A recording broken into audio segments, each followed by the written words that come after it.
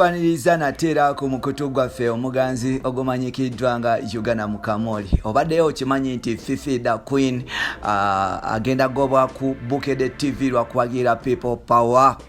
And now mu Uganda banamawulire bagenda mu maaso kuba nti batulugunyizibwa mu ngeri emu oba endala ate nga munnamawulire talina ddembe lyekuba nti avaayo mu bantu kuwagira oba kuwa opinion ye ku byabufuzi na kulaga wa walina okukolera n'ekibiina ki kyalina okuba nti awagira. Atujjukire nti bantu bangi abafeesinze embeera eno way back Andrew Mwenda yavaayo n'okuba nti akola articles ziri negative about the government. Olupapula lwa Independent ne Monitor radio yabeera suspended n'okuba nti ejjibwako license mu Uganda. Andrew Mwenda nabwe kityo n'abeera ku bunkenke okumala ebbanga. Munnamawulire omulala eyagendera mu situation bweti ye Misajja Mivule owa NBS program ye bagijjako kugatta ne Chaliwe gwe baali bakola naye gwe bayita owa Uganda Sisimuka gwe bayita Frank Gashumba. Now ku Bukedde TV tukyeyongera okulaba embeera eno ng'egenda mu maaso. Omwana muwala gwe bayita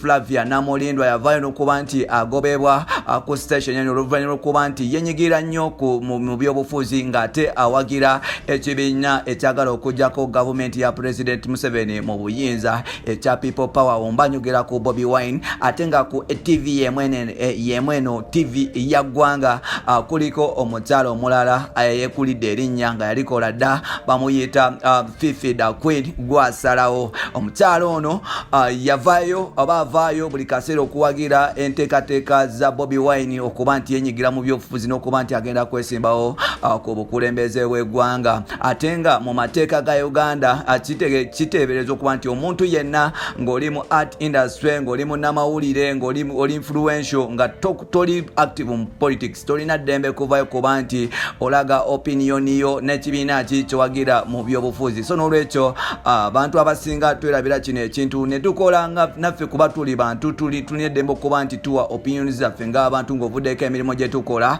So n'olwekyo Fifi the Queen y'omu ku bantu abo benjogerako, naawe ali eyo g'omu ku bantu benjogerako. So n'olwekyo Fifi the Queen twakitegeddeko nti ekibaluwa kyavudde mu gavumenti nga kigamba omukulu Kabushenga aveeyo astopinge Fifi the Queen okuba nti akola ku TV eyo lwokuba nti awagira ekibiina ekigezaako okuba nti kimamalako gavumenti. Era nga Fifi the Queen yandibeera nga akyajingibwa n'omusango gwa treason okulyamu mu nsi y'olukwe, because nga gwe munnamawulire bw'ovaayo n'otandika okulaga side nawa gy'ogwa gavumenti oba ogiteese ku matiga. So n'olwekyo Fifi the Queen bw'awona omusango okuba nti bamukyajinga for treason, Fifi the Queen yandigobwa ku TV eno emanyikiddwa nga Bukedde. Ffenna tukimanyi nti Bukedde TV, Bukedde olupapula, Urban TV kogata ne Bukedde radio ne gundi endala eza Bukedde